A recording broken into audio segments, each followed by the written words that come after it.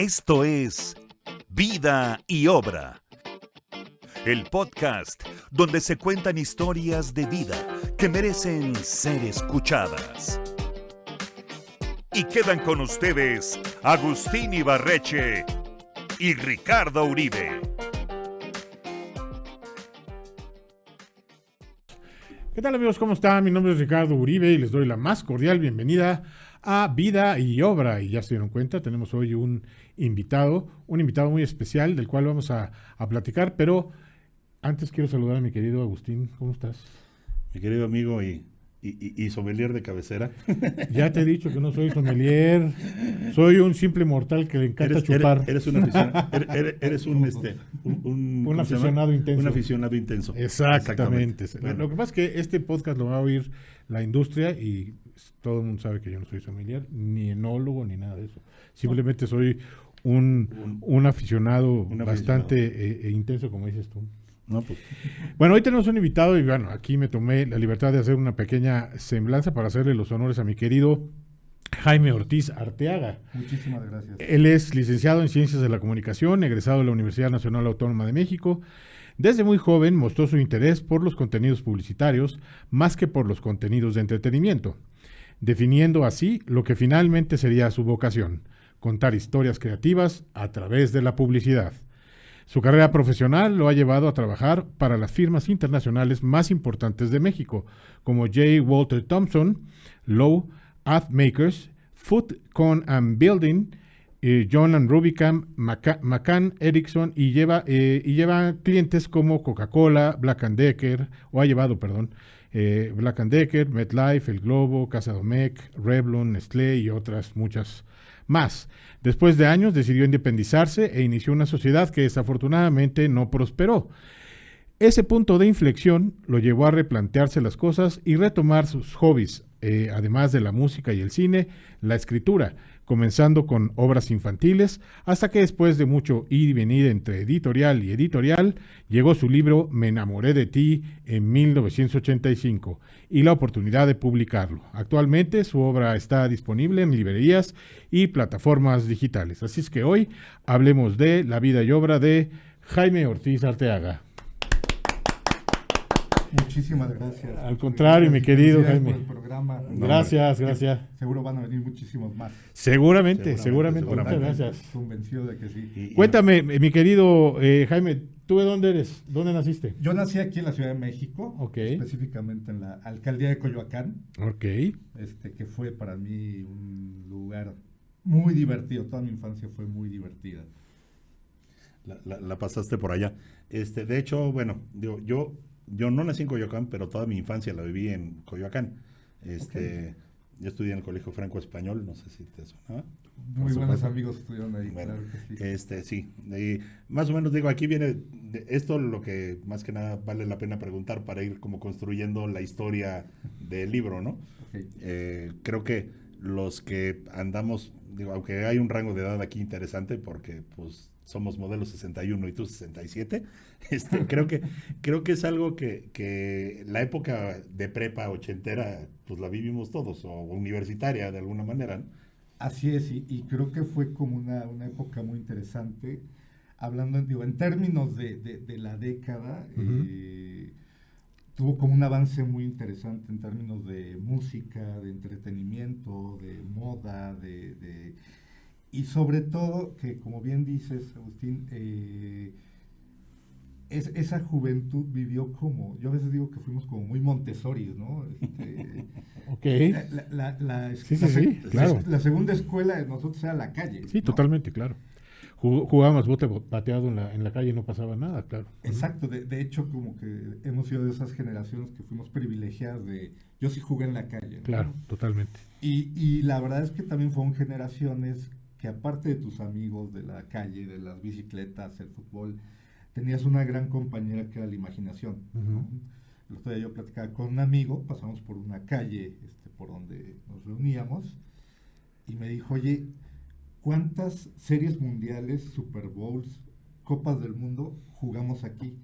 Sí, claro. Y le digo, sí, y es más, hasta nos atrevimos, lo que no sé cómo no nos llevó la policía, pintamos la calle, le pintamos yardas. Sí, claro, claro. Sí, claro. Era como algo muy natural. Y entonces todo eso, pues hizo que fuéramos como muy, muy de la calle, muy tus amigos. A diferencia de las nuevas generaciones, por ejemplo, y de ahí va naciendo un poco el tema del libro, el tema de los cuates eran muchas veces era tu fuente, eran tu Google. O sea, de hecho, en muchos casos eran más que familia. Exactamente. O sea, bueno, no era más que familia. Te llevabas más con ellos que con tu familia. Sí, claro, totalmente. Fíjate que nosotros en casa éramos muchos, éramos 7 hermanos, y en la cuadra donde vivíamos había muchos chavos más o menos de la edad. Entonces, pues ya mi mamá vivía con la tranquilidad de que sabía que si no estaba yo en casa de uno, estaba yo en casa de otro, y si no, todos estaban metidos en la mía, ¿no? Sí, claro. Porque además, sí, creo que esa de aquella época era una bendición que tu casa fuera la divertida. Y Claro. bueno, y como papá era una felicidad absoluta porque sabías siempre dónde estaban tus hijos porque estaban tus hijos y sus amigos. Sí, claro. Digo, era una En mi caso, fíjate que lo que los reunía en mi casa era que mi mamá cocinaba muy rico. Entonces, casi siempre caían, no sé por qué, a la hora de la comida. En mi casa no era tanto por eso, sino porque era una casa grande y era bastante permisiva, por decirlo de alguna manera, ¿no? De hecho, ya después en prepa y demás nos juntamos en casa de otro amigo que era bastante más permisiva que la mía. Claro. Entonces, pero además siento que era una época en la que, digamos, estamos como en la transición entre la anterior, que eran hippies, Así es. o sea, tenemos papás y hermanos mayores hippies, y la nueva que ya llegó ya viene con el tema de tecnología. Entonces, sí, digo, la música y todo reflejaba mucha tecnología, o sea, la música tenía mucho sintetizador y ruidos así. La moda era muy frívola, o sea, era una moda escandalosa, Sí. colores, o sea, los lentes eran por metro cuadrado y el pelo por metro cúbico. O sea, pero esa parte de que ni teníamos los problemas de antes y todavía no se venían los problemas de después, creo que nos hizo vivir una etapa muy feliz. Totalmente, sí, totalmente. Y el tema de los amigos, de los grupos en estas décadas, específicamente en los 80, era muy chistoso, ¿no? Tú no tenías, como creo que ahora tienen los niños, esta comunicación tan abierta con los papás, ¿no? Claro. Y entonces en esa época, tú no llegabas con temas de, ay, tengo un crush, papá, y lo conocí. No, claro. No, era como... Sí, no, simplemente no se lo platicaba. Exacto, claro. ¿no? O temas como de educación sexual, en la vida lo hablabas con los papás y decías, bueno, ¿con quién lo hablo? Pues mis amigos, ¿no? Claro. Y llegabas con tus amigos que decías, seguramente todos teníamos un gurú de la parte emocional, de la parte sexual, de la parte económica, y todos opinaban y tú salías, en vez de salir con una idea más clara, salías como con 8 ideas absurdas. Ajá. Totalmente sí, absurdas. completamente. Pero te sentías bien. Pero creo que todos crecimos así. Sí, es, claro, todos. claro. Y eso nos hizo como muy, muy independientes. Yo creo que fueron generaciones que sabían resolver problemas. Claro. O sea, tú no podías llegar con un problema a tu casa, ¿no? De, ay, mamá, se me descompuso el coche, ven. O sea, no, tengo que arreglar el coche, Claro, ponerlo, llegar, dejarlo exactamente ¿Dónde estaba? donde Sí. estaba. De hecho, lo mejor que podías hacer como hijo en esa época era no dar problemas. Claro. O sea, de hecho, yo creo que al hijo que más querían era el que le diera menos problemas. Sí. Y ahorita que decías, es muy cierto, te enseñabas a resolver tus propios problemas, pero al mismo tiempo aprendías a trabajar en equipo. Siempre, o sea, había un tema de complicidad, ¿no? Siempre. Claro. Todos los amigos éramos cómplices. Todos. Así es. Digo, yo la verdad es que hasta la fecha Sí. sigo conservando varios de esos amigos de esa época, ¿eh? Totalmente. Sí, eso creo que es como parte es como la mejor herencia de esas épocas, ¿no? Claro, Saber totalmente. que sigues teniendo a tus amigos, que los tienes ahí. La verdad es que yo tengo amigos que conozco desde el kinder, a la Ajá. fecha nos seguimos llevando, y bien lo decías al inicio, ¿no? Se vuelve una hermandad, Claro. o sea, ya sabes que somos hermanos, que cuentas las cosas, Y entonces, en mi caso, que somos una familia pequeña, Ok. yo me sentía como bien cobijado por tener Pues buenos hermano. amigos, ¿no? Claro, totalmente. Pues mira, de hecho creo que como marco, ¿no? Como contexto, sobre todo para los que no son de nuestra generación, creo que está es muy valioso todo esto que estamos platicando. Y pues ahora sí que irnos un poquito a la carnita, ¿no? ¿De qué va el libro? Pues mira, yo siempre me ha gustado escribir, estando en publicidad, yo nunca estuve en el departamento creativo, per se, sino en otras áreas, y es como muy curioso, ¿no? Llegabas a publicidad, ¿no? El creativo es el creativo, ¿no? Y entonces yo sentía que era, no, que los demás ya no somos creativos, ¿no? Sí, o sea, Pero en algún momento, un gran publicista, Enrique Gibert, que en paz descanse, él dijo, mira, el que está en publicidad, ujú. en el área que tú quieras, tiene que ser una persona creativa en todos los sentidos, ¿no? Entonces, me gustó eso, sin embargo, pues yo hacía como mis pininos de escribir así, a veces digo que soy o fui escritor de closet, Ok. y yo escribía, y no nunca se lo platicaba a nadie, ¿no? Quizás un poco por el temor o el miedo a la crítica dije, no, se lo platico a algún director creativo y va a decir, no, Jaime, tú eres un ente de servicio a clientes, ¿cómo escribes, no? Entonces seguí escribiendo, y de repente se volvió un hobby. Y justo platicando un día, hace rato estábamos hablando de la pandemia, cómo viene esta parte pues tenemos que cambiar, tenemos que evolucionar, Pues que reinventarnos, ¿no? reinventarnos, Sí. todo empieza a cambiar, o sea, de repente todo empieza a cambiar. Tú bien lo decías al inicio, el tema de las redes sociales también empieza a cambiar. Y en esta época de pandemia, un TikTok empieza a crecer muchísimo, ¿no? Y lo primero que me llamaba la atención es cómo regresan los contenidos de los años 80, de los años 70, ¿no? Muchos chavitos subiendo videos con música de los Creedence o de Billy Joel o de... Dije, qué vacío que está regresando este Ajá, tema. ok. Empiezas a ver que hay contenidos visuales. Por ejemplo, me sorprendió un día viendo esta serie de Stranger Things. Ah, cómo no. Mi hija tiene una hija de 16 años, ella estaba muy fan de la serie, la empiezo a ver y veo todos los detalles que se realizan en la década de los 80. Todos los detallitos que había, yo decía, qué bien lograda está. Y de repente dije, oye, en México no hay nada que hable de los 80, no hay una serie, no hay un contenido, no hay empieza a hacer la investigación y ahí se empieza a detonar el gusanito de, oye, pues ¿por qué no hablamos de los 80? ¿Por qué no escribes de los 80, no? Sí, una historia en el contexto de los 80, ¿no? Exacto, que no había, ¿no? Digo, en nuestras épocas lo más contenido juvenil que hubo en su momento pues, fue esta telenovela de quinceañera, Ajá. que en realidad la veías por ver a las muchachas. chavitas, ¿no? Sí, claro. O cachún, rara, que decías, híjole, pues creo que no es así como el contenido Que tú querías ver, ¿no? Ahora, está chistoso porque en general la gran mayoría de la nostalgia proviene más pues de la música. O sea, en general, digo, ahorita se sigue tocando show de música. Digo, de hecho, by the way, por ejemplo, mi hija está en un show de covers de los 80, Wow. en Mist, no sé si lo ubicas. Sí, claro, Bueno, claro. y ves me daba risa porque dije, bueno, pues seguramente está lleno de chavorrucos y de personajes de nuestra edad. Y curiosamente me decía que el promedio de edad es bastante más bajo.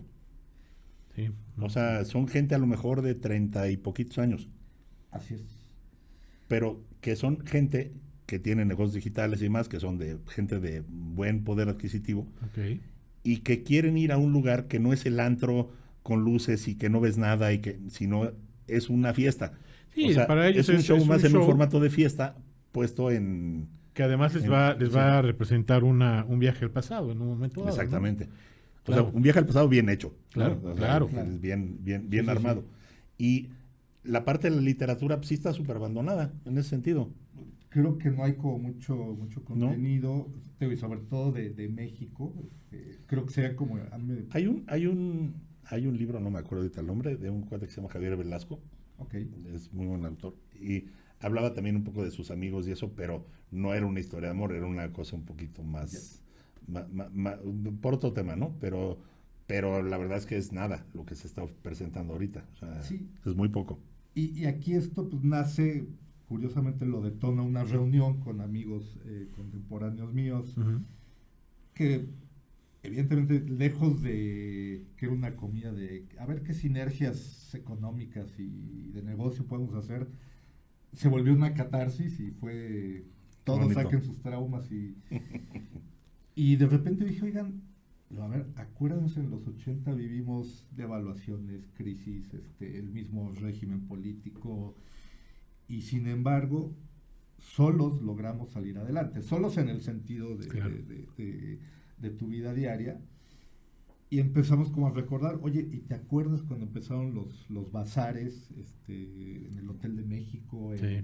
Pericuapa. Ahí en Pericuapa. Pericuapa, y que una cantidad de gente como muy visionaria, que hoy a la fecha, curiosamente esas personas que estaban ahí, o mucha gente que iba ahí, son los que ahorita estamos como tomando decisiones del Sí, país, ¿no? sí, totalmente. Entonces, a pesar de que es como el 20% de la población, dices, sí, pero ese es el 20% que tiene las decisiones en la parte política, deportiva, entretenimiento. Ujú. Entonces dije, creo que está como padre escribir, hablar de ellos, recordar.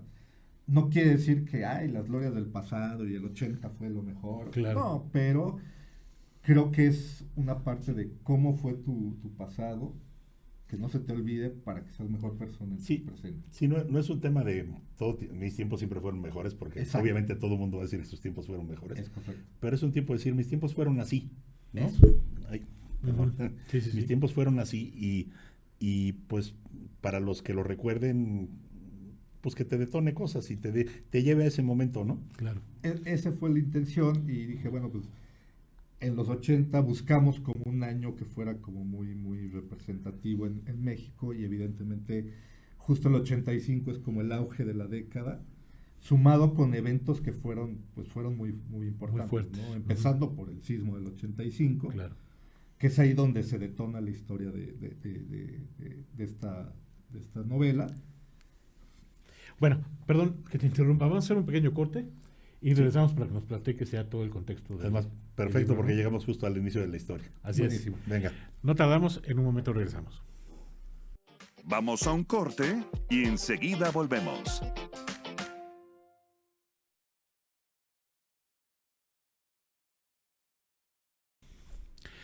Bueno, amigos, pues ya estamos aquí de regreso con una plática muy, muy rica aquí con mi querido Jaime Ortiz Arteaga. Solo les quiero recordar que este episodio de Vida y Obra se realiza en las instalaciones de Reprogramando TV, que está aquí en Mariano Escobedo 396, muy bien ubicado aquí justo enfrente de Liverpool, y que está disponible por si alguno necesita hacer algún tipo de contenido, ya sea un podcast, un noticiero, un webinar, alguna comunicación corporativa. Debajo del video siempre les dejamos los datos de Reprogramando TV para que se pongan en contacto y les aclaren todas sus dudas. Quien quita que el día de mañana ya los tengamos acá grabando sus contenidos, ¿no, mi querido Así es. Agustín? Así es, así es. Y bueno, pues retomando la historia, vamos a hablar un poquito. Justo estuvimos hablando en el bloque pasado de que, pues, de cómo eran los 80, cómo era nuestra vida como jóvenes, cómo realmente nuestros amigos eran casi nuestra familia, cómo en términos educativos, pues fuimos poco menos que autodidactas todos, ¿no? Claro. Ujú. Y justo llegamos a la etapa que decías tú, escogiste la etapa del sismo del 85 para dar inicio a la historia, ¿no? Así es. Pues adelante. Sí, y mira, el 85 pues fue un año que tuvo ahí como eventos muy, muy interesantes a nivel chavos, ¿no? En ¿Qué verano, estabas haciendo? ¿Dónde estabas tú en 1985? yo estaba aquí en la Ciudad de México, Ajá. viví el sismo del 85 y para mí fue algo así como de película de terror. Es increíble. Sí, fue un antes y un después, ¿no? Sí, ¿Verdad? sí, yo Sí. vivía con mi papá solo, mi papá no estaba, entonces me despertó a mí el sismo y yo sí juraba que dije, Hasta aquí. hasta aquí llegó la ciudad, hasta aquí llegó el mundo.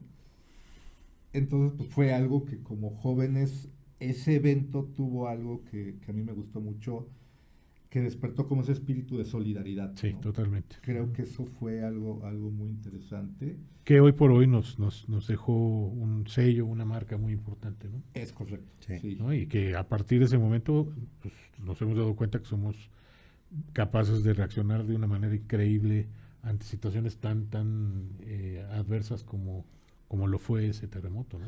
Incluso, pues digo, ¿Tú dónde estabas ese día? mi yo querido? estaba en mi casa también. Ujú. De hecho, yo vivía en la colonia Romero de Terreros, muy cerca de Coyoacán, y toda esa zona es de piedra volcánica. Sí. Eso afortunadamente te aligeraba muchísimo la historia del temblor. O sea, Sí, por esa zona nunca pasó lo nada sentimos, ¿qué te diré? Con la 10ª parte de intensidad que si estuviéramos en la colonia Roma, por ejemplo.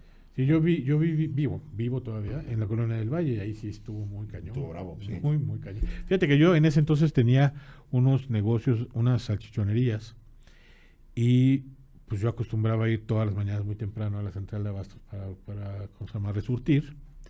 Y ese día pues me tocaba parar. De hecho ya estaba prácticamente listo para salir. Alcancé a salir después porque dije yo tengo que llegar porque tengo que surtir, pero a media cuadra o a una cuadra me di cuenta que eso iba a ser prácticamente imposible porque ningún semáforo servía, la gente corriendo, estaba bastante caótica la cosa, ¿no? Sí, de hecho fue curioso. Por ejemplo, mi esposa, ella vivía en la Santa María la Ribera. A 3 cuadras se cayó el edificio de Tlatelolco. Sí, claro. Wow. Entonces dice, o sea, que ella escuchó el Sí. golpe. Y ella trabajaba en ese entonces en el centro, en la calle de Mesones. Ujú. Y todavía ya muy quita la pena iba a trabajar. Le dijo, uno de mis cuñados le dijo, olvídalo, o sea, regrésate. No, o sea, la cantidad de historias provenientes del temblor, de esas, nada más de eso habría para otro libro. Exacto. Seguramente. Sí. Tranquilamente. Y digo, yo creo que para pasar ya al resto de la historia, está interesante recapitular el tema del que hubo hace 5 años. O sea, de alguna manera se replicó la misma actitud, nos volvimos a unir. Claro. O sea, con todo y que, pues, hoy por hoy, lamentablemente, no nada más en México, en todo el mundo, hay un ambiente de división y de polarización que no nos está ayudando a nadie. Pero llega una cosa de estas y a la gente hace un lado ideologías y todo el mundo se pone a Claro. se Sí. pone a darle, ¿no? Así es. De hecho, curiosamente funcionó al revés. Allá la respuesta fue tan amplia, porque todo el mundo tenía WhatsApp, Es correcto. que hubo sobreinformación y hubo problemas ahí de logística por eso. Fíjate que a diferencia del 85, que la información llegaba a cuentagotas, Sí, ¿no? totalmente. O sea, el caso de que dices de esta persona que iba a trabajar, Sí. como que no teníamos idea de si se cayó la ciudad, no se cayó la ciudad, No. se destruyó. Sí, no, Sí, la verdad es que trabajar, bueno, ninguno lo dimensionamos. No. En esa época, Hasta que no empezamos a ver las imágenes en televisión, recuerdo así vívidamente esta reseña que hacía Sabludovsky cuando salió en su carro, ¿no? A tratar de documentar lo que estaba pasando. Ahí es cuando nos dimos cuenta de que, wow, algo grave había pasado. De hecho, ¿no? en esa época mis papás estaban en España. Ellos los agarró allá. Y pues se cayó la torre de telecomunicaciones. Tuve que acabar yendo yo a Puebla con un amigo de mi cuñado que es radioaficionado y por radio onda corta avisar que toda la familia estaba bien. Y pues con todo y todo nunca nos creyeron, se regresaron enseguida. Claro. Sí, pero bueno, pasemos a la historia. ¿Qué Y sucedió? bueno, pues entonces aquí es reflejar esos grupos de amigos que tuvimos, cómo el tema del sismo los lleva por coincidencias y situaciones a nuestro protagonista, a conocer a la niña protagonista, y empieza pues yo le llamo como la historia de amor, del primer amor de adolescentes que tuvimos, sobre todo en estas generaciones que yo creo que fuimos como muy románticos, muy soñadores, y lo vemos ahora, ¿no? Yo sigo teniendo muchos conocidos que se hicieron novios en esa época y se casaron y siguen juntos, ¿no? Sí. O sea, como que había este tema de, no, estoy buscando a la mujer ideal de mi vida a los 18 años, ¿no? Claro. Y entonces empiezan toda esta serie de situaciones para que se den los encuentros. La complicidad de los amigos es muy importante, tanto de los dos protagonistas, el grupo de niñas y el grupo de niños. ves cómo era el grupo de niños de esa época, ves cómo es el grupo de niñas de aquellos años. Sí, ¿a dónde ibas a verlos? Por ejemplo, yo me acuerdo que iba fuera de las escuelas de las chavas. Claro, A esperar a la hora de la salida. claro. O íbamos a las famosas fiestas de Baxter, en el Pedregal, en la Sí. calle de Fuego, ¿te acuerdas? Sí. Era- Y ahí era donde se armaba toda la jugada, man. que eso también está en el libro, o sea, yo lo que quise es como meter todos esos eventos que Sí, esos teníamos, gags, ¿no? sí, que son bien característicos de esa De esa época. época. Me acuerdo Yo me- muy bien también, digo, yo viajaba mucho a Acapulco, y pues el Baby O, entrar al Baby O Era la tocada, onda, sí. Era la Sí. y a ver cómo le hacías, porque no era fácil, o sea, ya después cuando empezaban los de la entrada a conocerte y pues, soltabas buenas propinas, pues a lo mejor ya era muy fácil, pero cuando no, era una bronca, ¿no? Y era muy curioso, por ejemplo, el tema de las fiestas, yo me acuerdo que yo decía, qué buen negocio era en esas épocas, porque No, bueno. era poner una casa, que Ajá. qué valientes los papás que ponían la casa, porque era una casa con un jardín grande, Ajá. era la entrada y únicamente vendían cubas Sí. en estas ollas pozoleras. Sí, así sí, sí, enormes, sí, claro, echaban claro. ahí. Había un ron que se llamaba Richardson, que para Sí. las nuevas generaciones sería como el Tonayan de ahora. Sí. Sí, que casi que venía en su práctico envase O irrompible, el ¿no? famoso blanco madero, cabrón. El blanco, El aguardiente. No, ¿y sabes quién hacía sus agostos en esas fiestas? Eran los DJ, los que ponían el sonido, ¿no? Claro. La luz y el sonido. Es más, el otro día tuvimos aquí a Miguel Baitz, y él en alguna época de su vida fue sonidero. de Sí. las fiestas. Ajá. Y a mí me preguntaban un día mis hijos, oye, pero qué más había en las fiestas? No, ya, era el DJ, Sí. las cubas Y párale de contar. y a bailar, ¿no? Sí, se ponían bastante interesantes. Era una cosa, digo, hoy por hoy, yo no sé qué tanto se reúnan los chavos ahora en sus casas. Lo que pero- pasa es que sí, yo digo, lo veo por mis hijos, siempre fueron mucho más de reunirse en casa de alguien, pero con lucecita, musiquita de fondo y Ah, es a ok, platicar. ok, ok. O sea, digamos como que ya dividieron, ya tienen muy clara la división entre irse de antro y juntarse. Ujú. Ah, ok. O sea, que me parece fabuloso, ¿eh? Claro. A mí me hubiera fascinado esa parte. De hecho, yo en lo particular fui cero de antros en esa época. o Nunca sea, fuiste a un menos antro. ahora, ¿no? Bueno, yo la primera vez que fui a un antro fue en la prepa. Sí. Sí. No, digo, yo fui pues porque iba de pata de perro ahí junto Sí. con todos los demás. Pero yo realmente iba más a bares, a bares de música, peñas, por eso te digo que Ok. a personajes como César, que estuvo hace rato aquí con Ajá. nosotros, lo tengo ubicadísimo. Porque era más de la onda más bohemia que de onda de antro. Claro. Claro. Que pues obviamente también ese es otro mundillo ahí Sí. que también se puede desarrollar.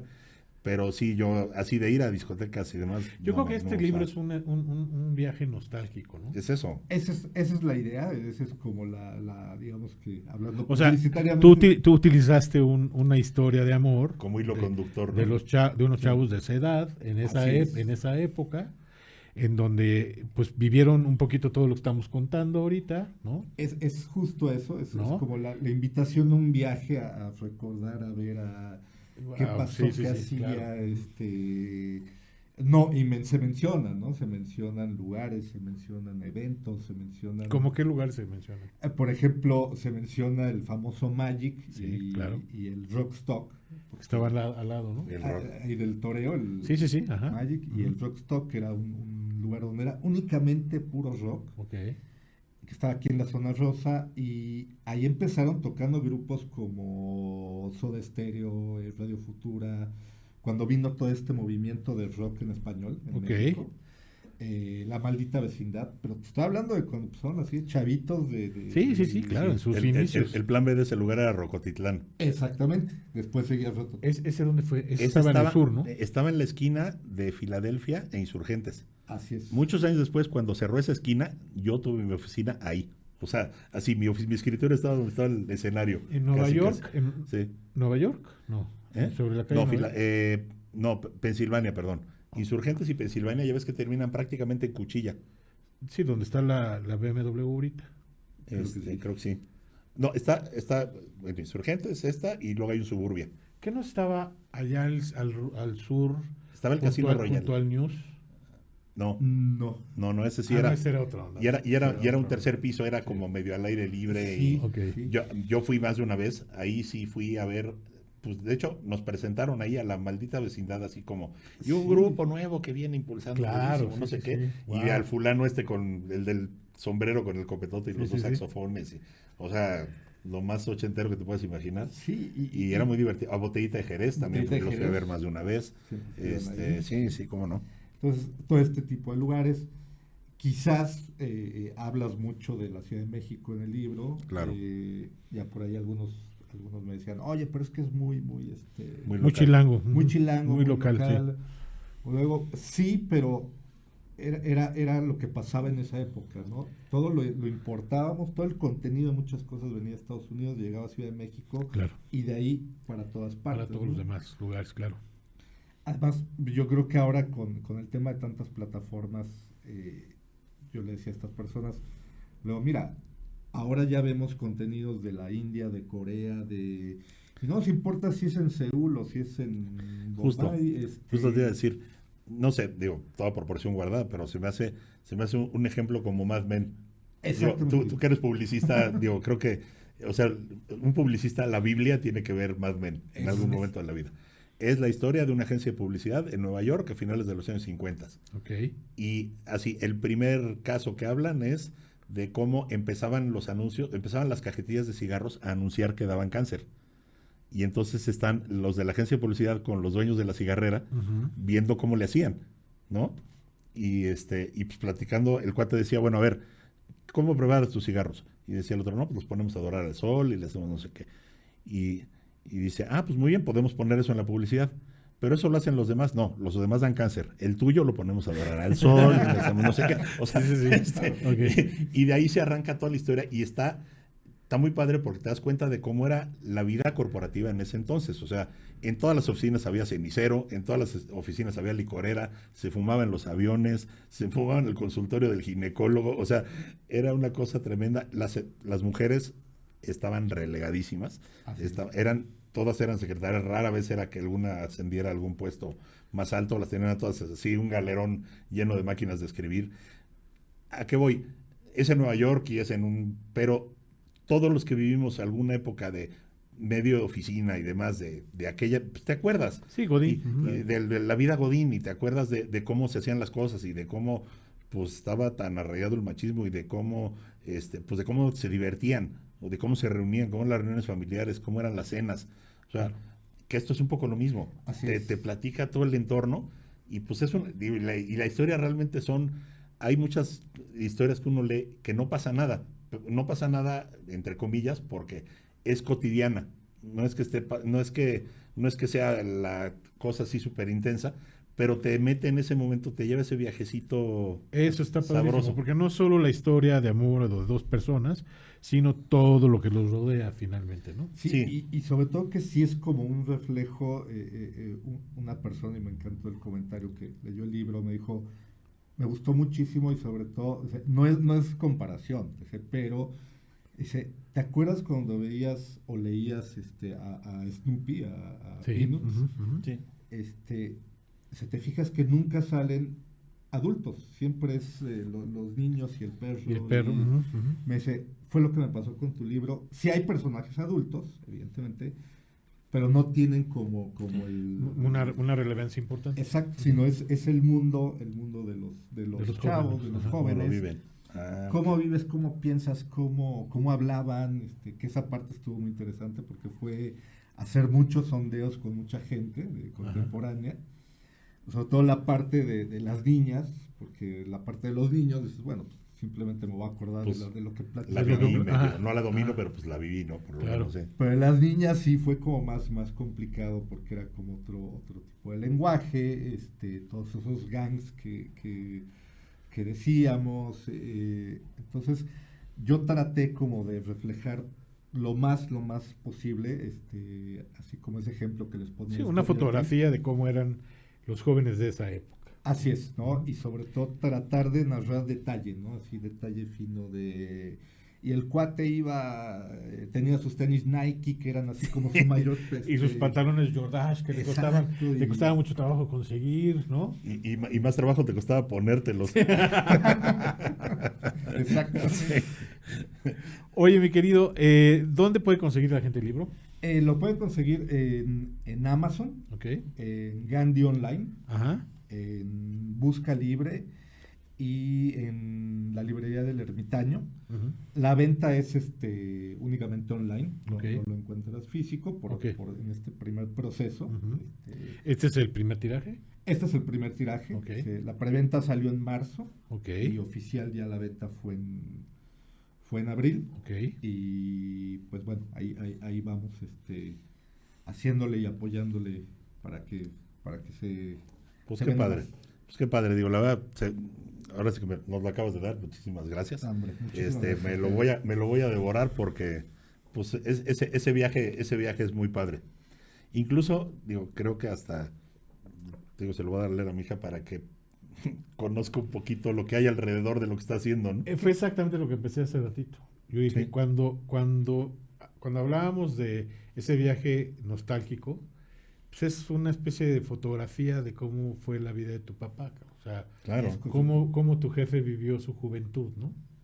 Porque pues yo, por ejemplo, nunca tuve la oportunidad, hasta hace poco, por ejemplo, cuando vivía mis papás, cometí el grave error de no preguntarles cómo había sido su juventud. Y gracias a Dios tengo primos mucho mayores que yo que vivieron más cerca de mis papás Y en esa época y de ahí he estado sacando un chorro de información. Wow. ¿Sí me explicó? Cosas que yo ni por acá no sabía, pero para nada, no ni me imaginaba que habían sucedido en la historia de mis padres, ¿no? Que hoy además me hacen entender muchas cosas, ¿no? claro. Totalmente.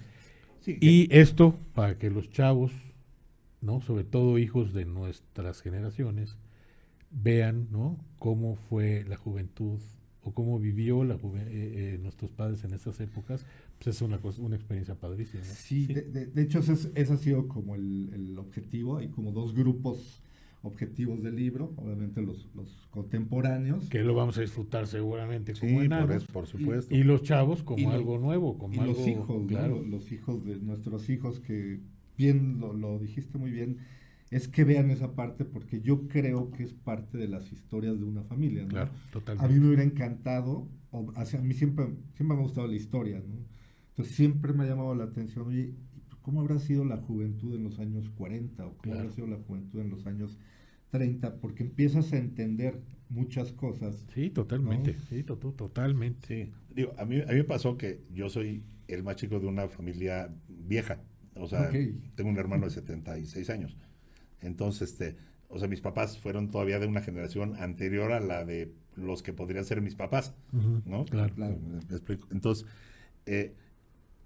no, creo que me pasó un poquito lo que a ti. No les pregunté, pero porque no se te ocurre.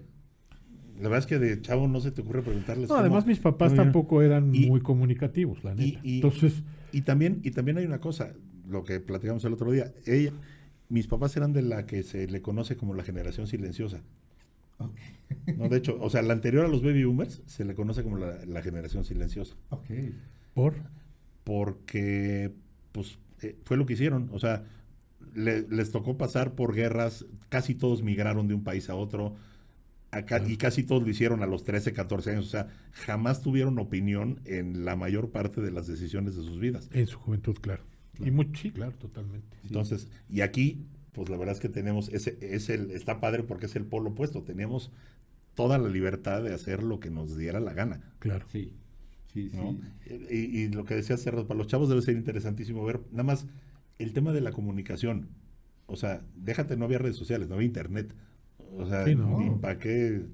Sí, no, y para no ir tan lejos, claro. Yo Sí. platicaba con una amiga, ¿no? Y le decía, oye, yo veo que ahora llegan los chavos y digo, está padre, ¿no? Qué bueno que tienen todas estas formas de socializar. Y llegan y, oye, dame tu Insta, ¿no? Ujú. Y se lo dan.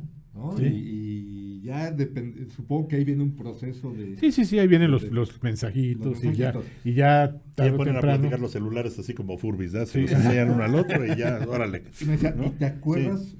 en los 80 cómo era? Le digo, sí, el Instagram era la servilleta Claro. o el portavasos de un antro donde llegabas a pedir el teléfono. Sí, cuidado y se te olvidara en el pantalón, se entraba Sí. entraba a la lavandería. Ya No, valía y madre. ningún chavo pasó por el proceso de hablar por teléfono y que te contestara su papá. ¿no? O Eso sea, era- Sí.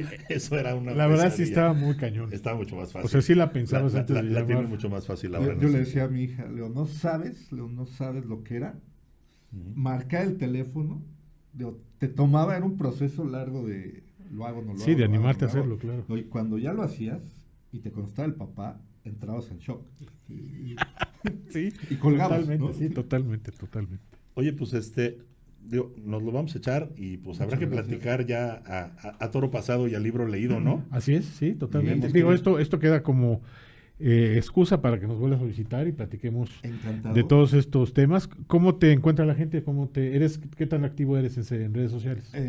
Ahorita he estado, de hecho, en el caso de TikTok, Ajá. ahí lo pueden encontrar.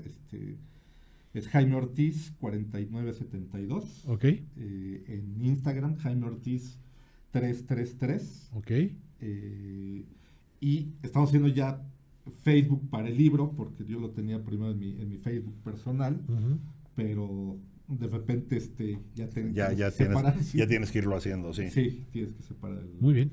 Pues te agradecemos mucho, mi querido Jaime, que hayas estado con nosotros. No, un placer. Muchísimas gracias por el regalo. Seguramente lo vamos a disfrutar Gracias, todos en mucho- casa. muchísimo. Muchísimas gracias. Platícanos dónde te encontramos, mi querido Ricardo. Bueno, pues aquí a mí me encuentran en Instagram como rich.uribe.r. Perdón, pero es que había muchos con mi nombre igual. Ujú. También tengo un canal de YouTube que se llama Envinados, en donde hablamos, en YouTube y en Spotify, donde hablamos de temas relacionados con el vino, la gastronomía y los destilados. Y bueno, pues en Vida y Obra tenemos página de Facebook, tenemos nuestro canal en Spotify y en YouTube. ¿Y a ti, mi querido Agus? A mí me pueden encontrar en TikTok como Ibarreche Agus. Yo me dedico a hablar de marketing casero. Es marketing para simples mortales, sin fórmulas y fácil de entender en casos prácticos. En Instagram estoy como Agus Ibarreche y en TikTok estoy como Agustín Ibarreche. Muy bien. Bueno, pues les agradecemos mucho que nos hayan visto. Les recordamos que hay que darle seguir a nuestras cuentas, pero sobre todo activar las campanitas en cada una de las plataformas para que les llegue avisen, aviso. ¿no? Les llegue un aviso cada vez que subimos un episodio nuevo. Así es que les agradecemos mucho y nos vemos en la próxima. Muchas gracias. Muchas gracias. Nos vemos. Gracias. Muchas gracias.